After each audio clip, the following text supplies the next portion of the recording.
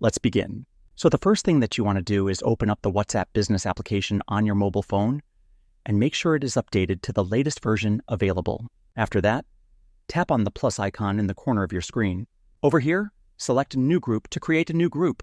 Then select the contacts you want to add to the group. After that, enter your group name and tap on the tick icon at the bottom. Then tap on the group banner at the top of the mobile screen. Over here, scroll down and you will see all the contacts you've added to the group. Unfortunately, you cannot hide group members in WhatsApp Business groups. Over here, if you want to hide members, you need to use the WhatsApp Messenger app with the community feature, as WhatsApp Business does not support this option.